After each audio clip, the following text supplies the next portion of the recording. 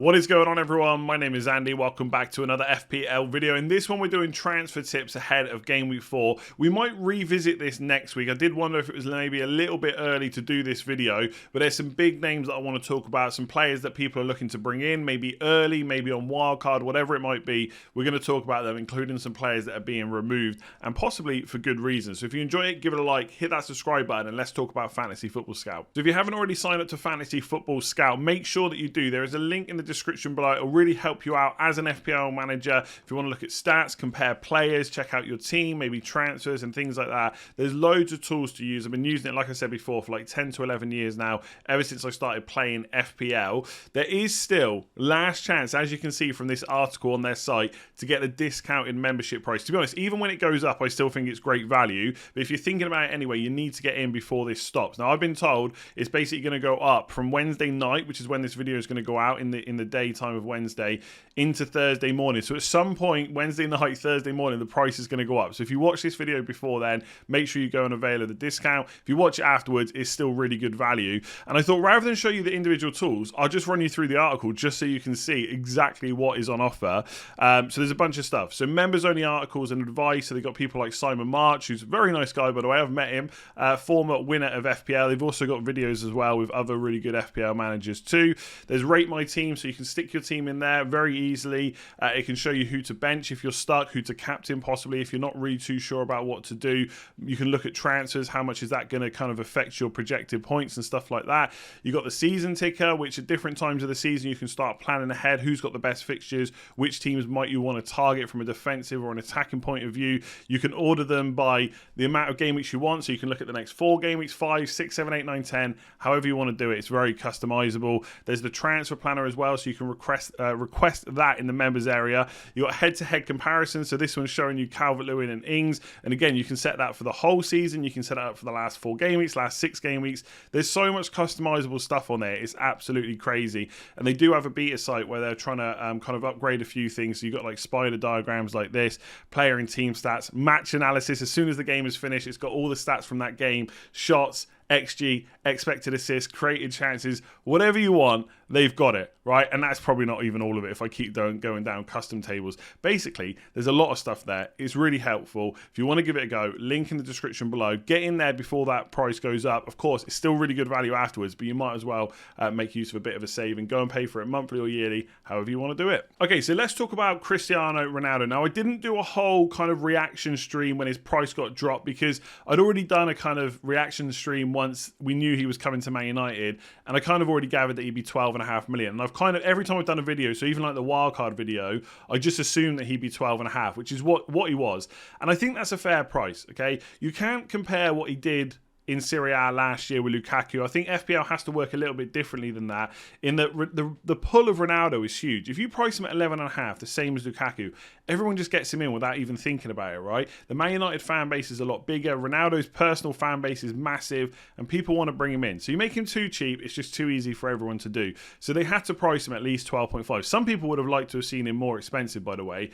So I think that's a fair price, right? And he's already had 500,000 transfers in. I think potentially without an injury, this could be the lowest ownership we'll see him at all season. And I'm not saying 7.6 because that will go up by the deadline. He'll easily get up to 1 million transfers in, I reckon, this week. Once you take into account wild cards and people that make their transfers later on closer to the deadline, his ownership could be like 15, 20% or something like that. But if he bangs against Newcastle, that's going to grow very quickly. People will start panicking about him and stuff like that.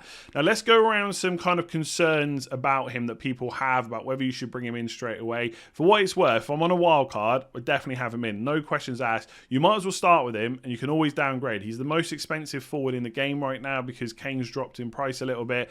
So you can literally move to anyone else. There's not really too many concerns about owning him. Whether or not you bring him in on a transfer, it's a little bit different.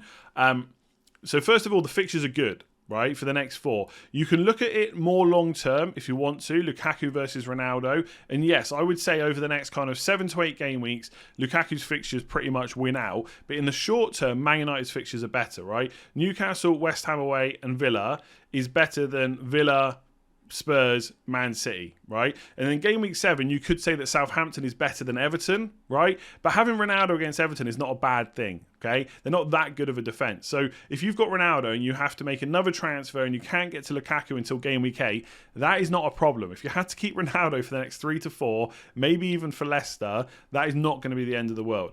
The next one is fitness, right? He's 36, etc. But I understand that, right? As someone that's close to this age, yeah, things start to hurt a bit more. But this is my fitness and Ronaldo's fitness are a little bit different, just a little bit different. He keeps himself super fit, and eventually that's going to catch up with him, of course. But we're not talking about a player that played to a high standard till 32, 33, then stopped, and now he's coming back to Man United. We're talking about a player that's played at the top all his career, basically. He's gone to Juventus, he's done it. Obviously, he did it at Real Madrid, and now he's coming straight to Man United. I don't think his fitness is that much of a concern.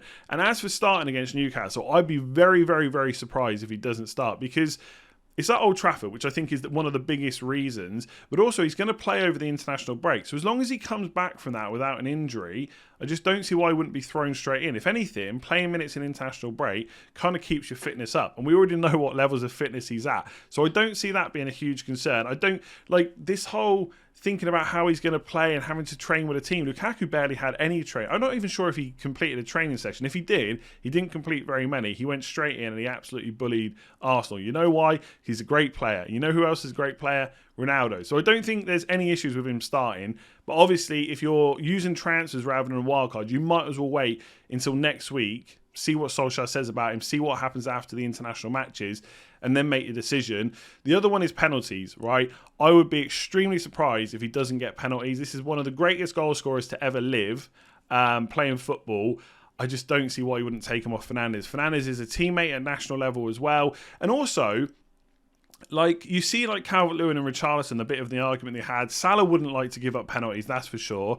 Bruno Fernandes, there was that match in Europe. I can't remember who it was against, but I think he was on a hat-trick or about to get his brace, and he gave the ball to Rashford to let him take the penalty, to get him off the mark, to get him scoring. Because Bruno Fernandes is a bit of a team player. So and his teammates with Ronaldo in Portugal, I just don't see him trying to keep penalties off him. So he definitely gets them, in my opinion. He definitely starts against Newcastle if he comes through the internationals with no injuries. And the next 3 to 4 fixtures are good. So I think he's a buy. I don't know if I would take a hit, because I think you could captain Salah instead this week. I think the optimal play is probably not to take a hit. But I also think Newcastle just looks like such a good fixture. I would not be surprised if he comes away with 2 or 3 returns. And I think I'm probably going to take the hit to do it. And it's going to be for Fernandes. Let's talk about him. All right, let's talk about Bruno Fernandes, because Ronaldo's being transferred in a lot. Bruno Fernandes being sold a lot. This is net transfers. So he's had 217,615 net transfers out. And again, I just think that's going to go up and up in terms of how many transfers out he has once we get closer to the Game Week 4 deadline, right? Because there's a lot of managers like me that maybe aren't wildcarding or aren't wildcarding yet and just haven't removed him. And he's still over 50% ownership, but that will go down. I'd be surprised if he's still over 50% by the deadline. He's 12.1 million. He probably will go down. By the way, if you had him since the start, it doesn't matter if he goes down. You won't lose anything. He'll just be back to 12, which he already is for you if you want to sell him anyway. So don't panic about that.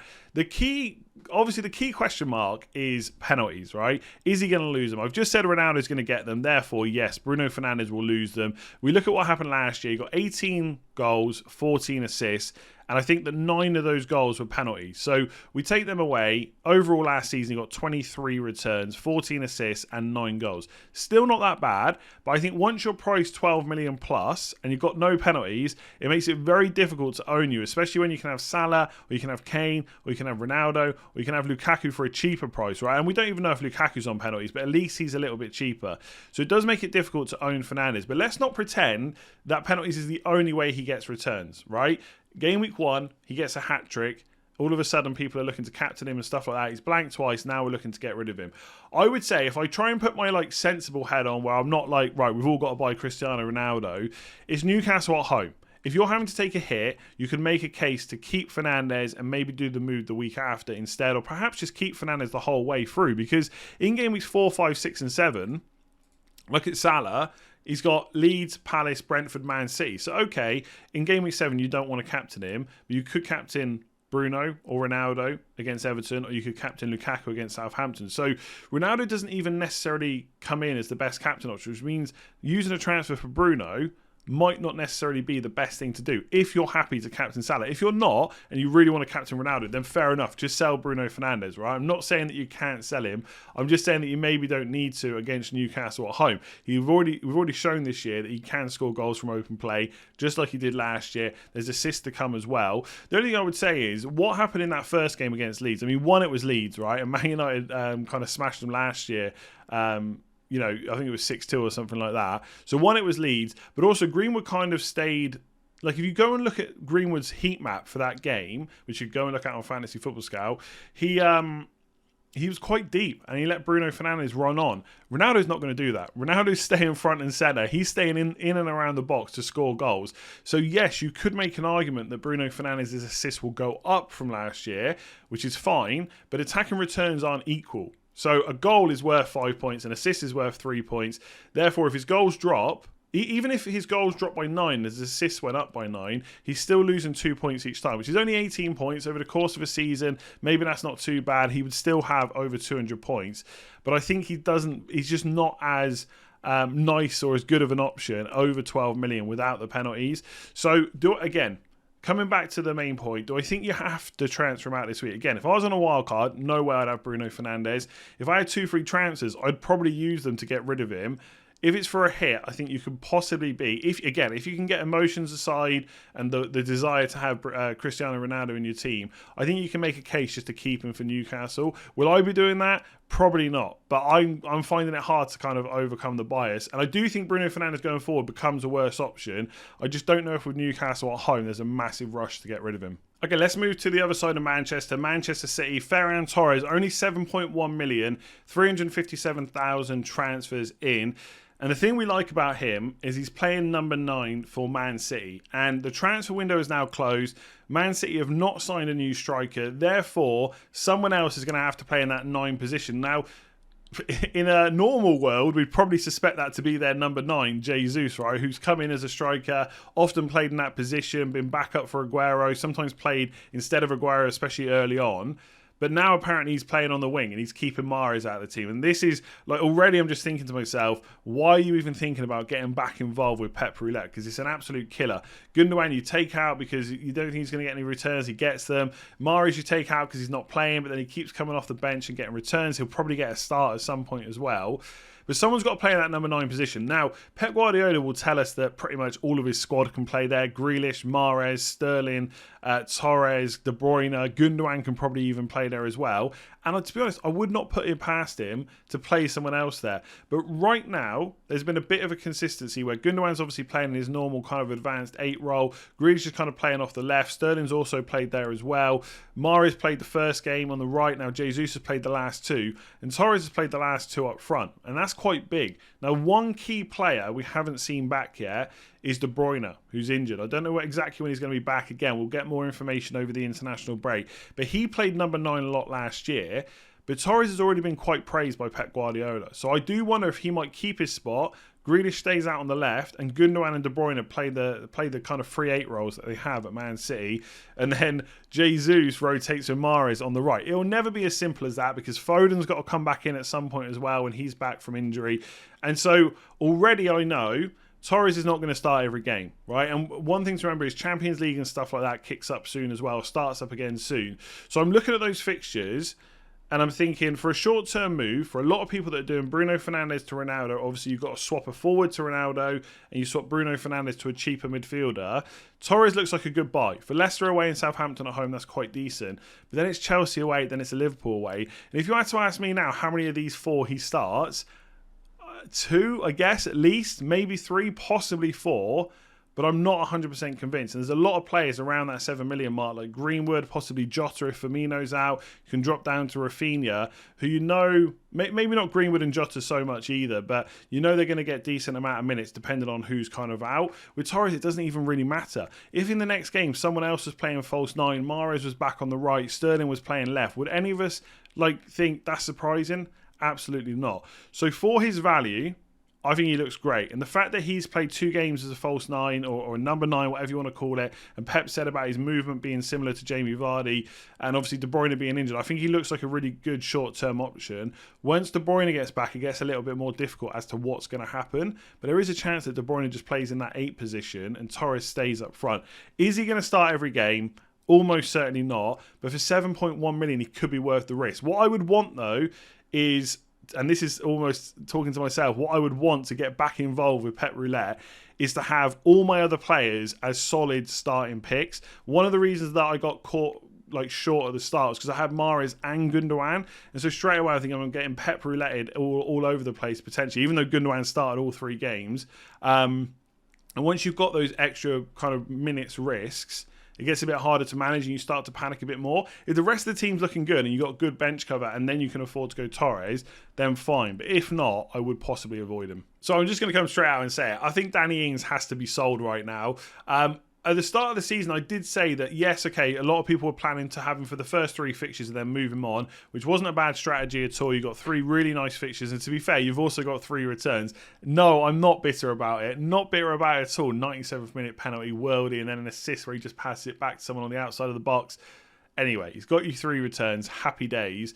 I did say at the start of the season, though, that if you had to keep until game week 5 for Everton at home, that wouldn't be a bad thing. But I think there's just so many options right now. Either people looking to bring a player out to get Ronaldo in, or just putting in a different player with better fixtures like Jimenez or Calvert-Lewin.